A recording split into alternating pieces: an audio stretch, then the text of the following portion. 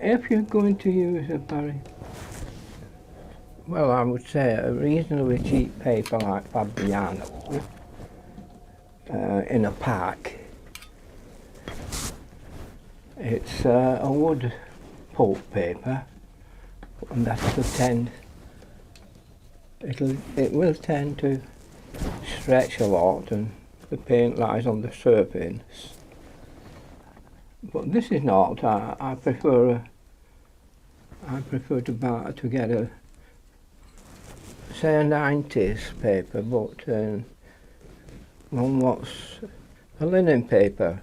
Of course, you'll find one. The Saunders do a £90 linen paper, which is quite nice. So you could use that. So we're going to do a hake painting. We'll pick up some brushes. Now there's a hake brush. That's a long thin brush, like a hake type brush. That's a hake brush. And of course you have the great big one, which you can use for wetting in. So those are our brushes to start with. Then we have this palette, which is a butcher's tray off eBay, say, and it's really for displaying in a cake shop, etc. They're only $2 or two couple of pounds in English money. You probably get the same in the States or anywhere else. They're only made of plastic, very cheap. And I've just put some cheap paints around the edges. Now when I start using this, I'm not going to get too much water in it because it'll go all over here. If you've tried this hake painting, you'll find that out. Now today we're going to do a very simple hake painting if we can manage it. And it's a country scene, of course, and I'll explain a few things about it as we go on. So we'll do the normal thing we do when we're doing a hake painting. Now you'll find when you're using this paper I'm using is not Fabriano. I prefer a Saunders 90, and to me it's worth it because it's up to you personally. But I think our great painter and artist Ron Ransom, who began all this, he definitely started in his later years to make it easier for himself by using a decent paper. You'll find that what I found, one of the things with me, and I always seem to get streaks. Streaks at the end of streaks pointing, no matter how I do it. So okay, I've wet the paper, say. Now I'm going to put a little bit of colour into the sky.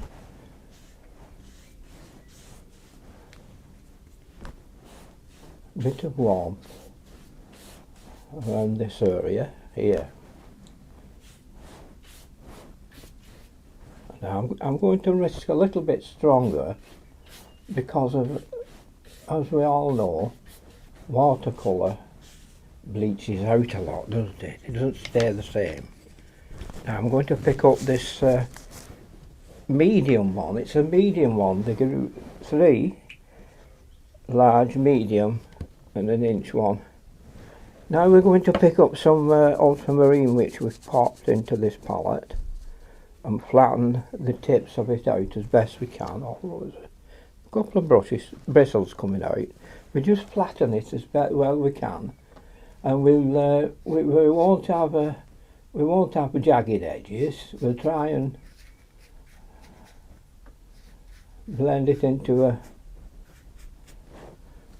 nice colour, a nice blue of the sky with patches.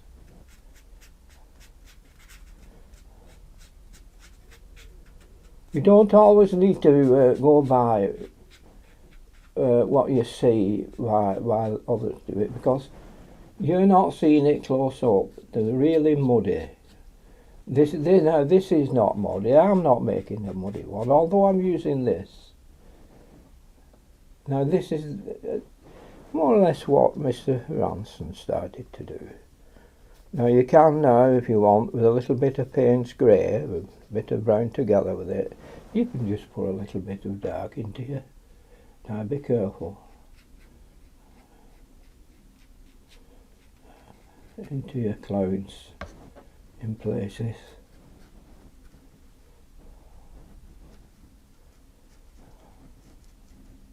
A few billowing clouds here just coming over.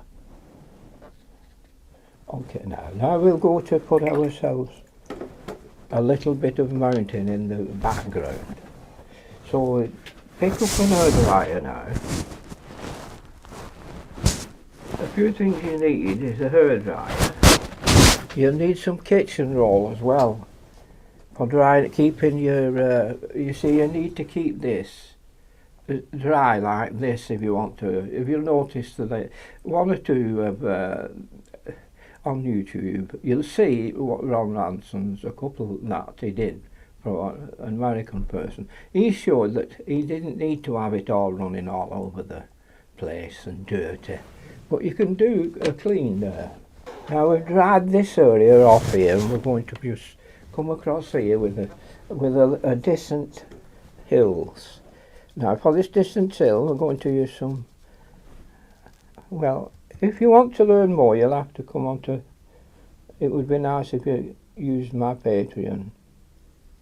Join my Patreon group.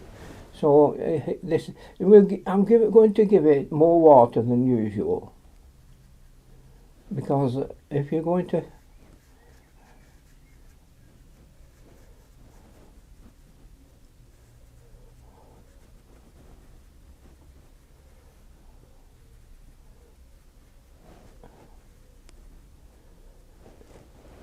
I'm just giving this the distant hill here, and then another one coming in, but this time just a little bit of yellow ochre. It does help quite a lot in this with a bit of blue.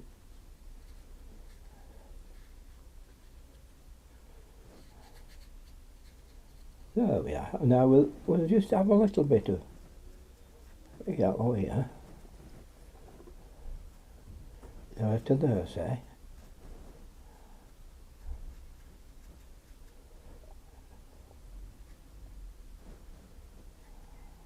Now we've enabled ourselves to have quite a lot of water by lifting the horizon a little bit. Usually we'll have brought that horizon farther down here. So the next thing we can do is put a little bit of blue in for our.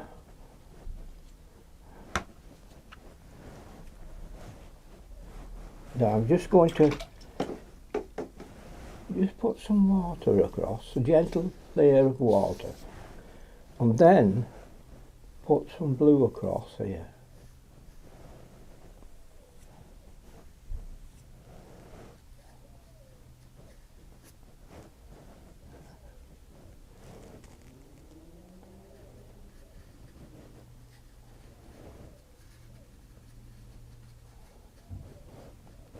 Maybe just a touch of reflection here on here. There we are.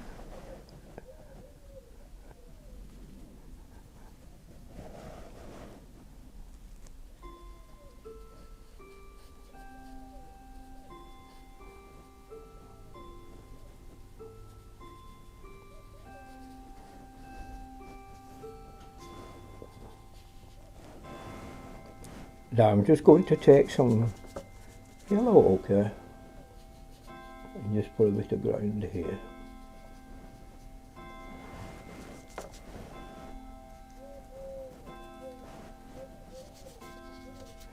Now you can use a bit of burnt sienna now.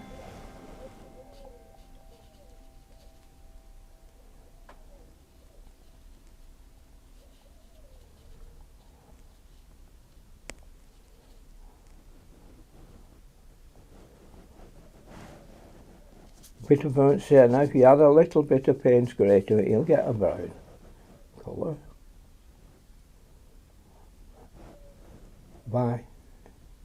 We'll just put a little bit of the dark here.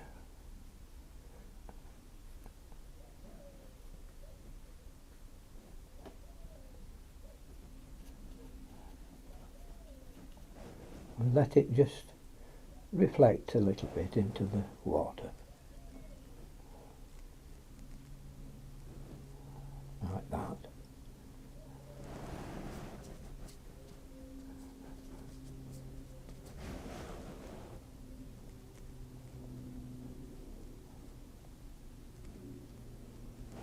Now we'll just get some Payne's grey and some burnt sienna together. And we'll just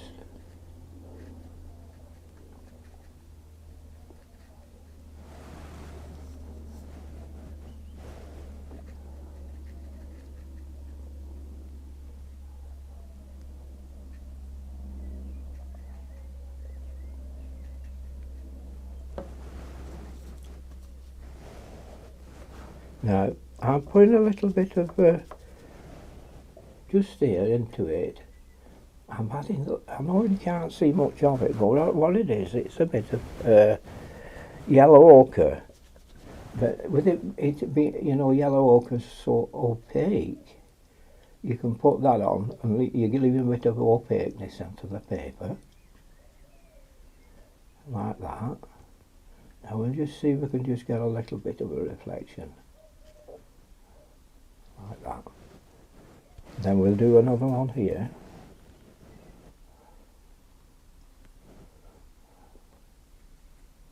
Now we don't want to put too much in, little is more.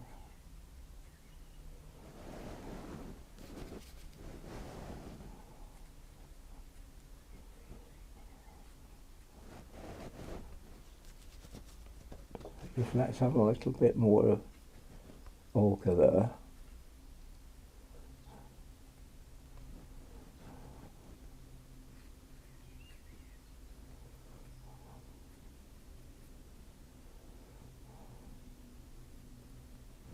Now we'll just put our little bits of dark here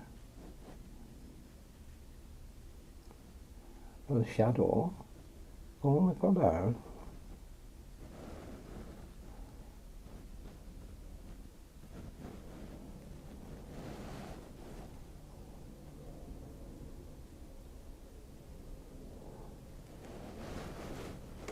Gently now, working this. It's a nice little gentle painting.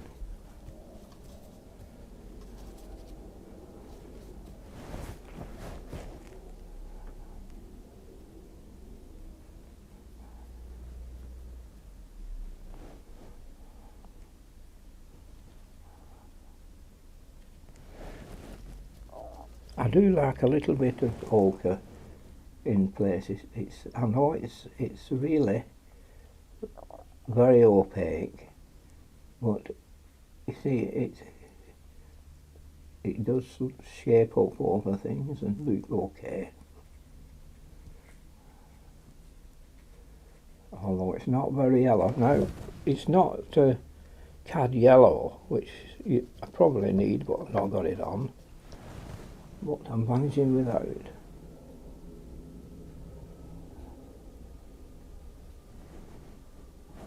There we are.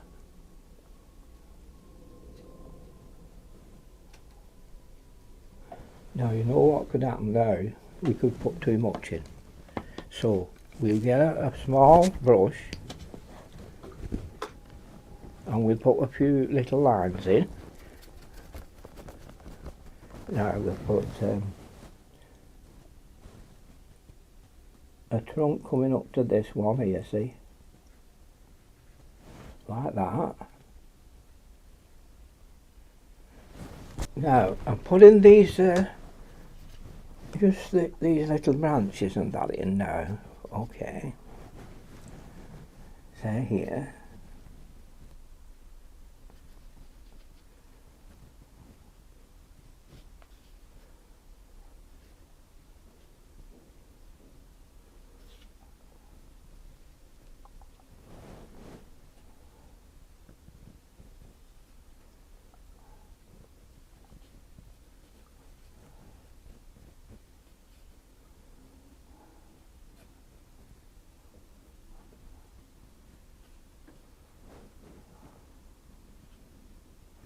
there, so that we don't spot it. You see the distance there?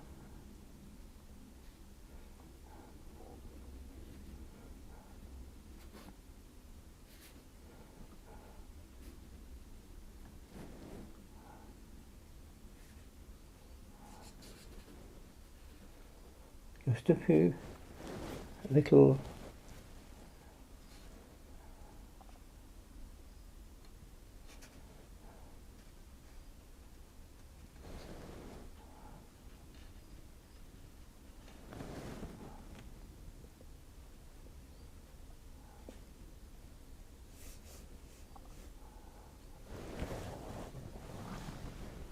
and you don't need to put a lot in, do you?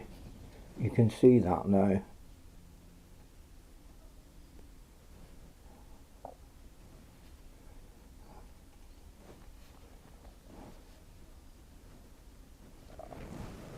This is the middle distance here, that's the distance, but I do find that this middle distance is very important.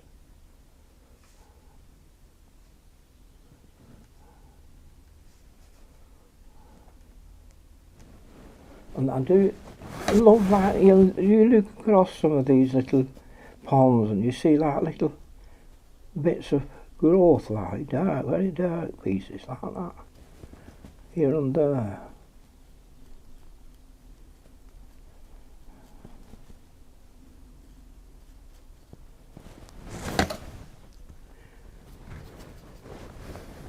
And there we are.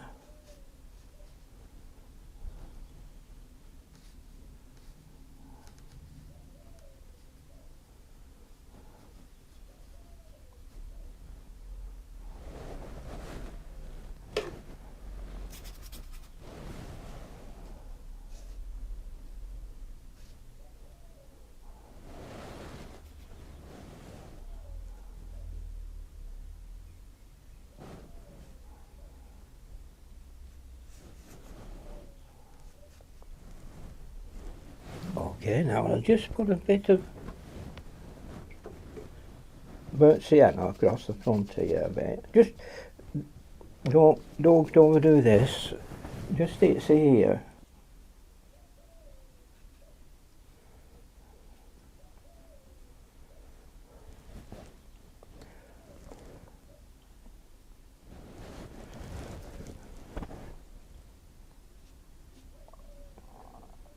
Now I've given you a hint there and there, so I don't need to go all across, and I'll let you see what you see without that across there.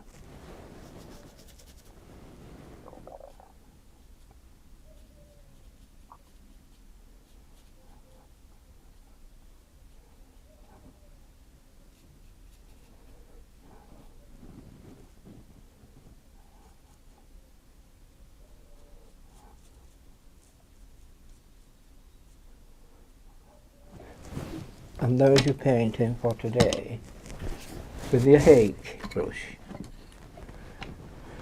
Hope you love that one. A few little tapes and that.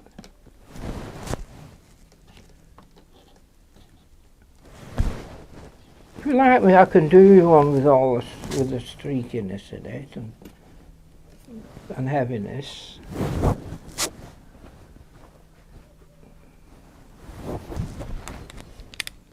But you've seen the way I've done it, and you've got all the brushes there. I've shown you all the brushes I've used. Just a memory of them. Just a bit of a memory there.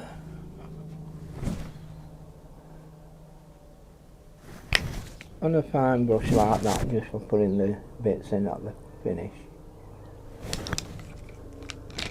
And the large brush I use for wetting the paper. This is a little bit darker, this tree, than the other. Got the lightness at the back there going over to there. The water going round there, back. Deepish, darkish colour, blue on the hill at the back. keep those a little bit darker than the rest. This a bit lighter, a bit of dark round there, and a little bit of the lightness in here. But the pink hasn't shown up at all, has it? You know, it's gone in, so it's not shown. Anyway, I hope you like that one, especially for you YouTubers and everybody all over the world, wherever you are watching this. I hope you're all happy and okay.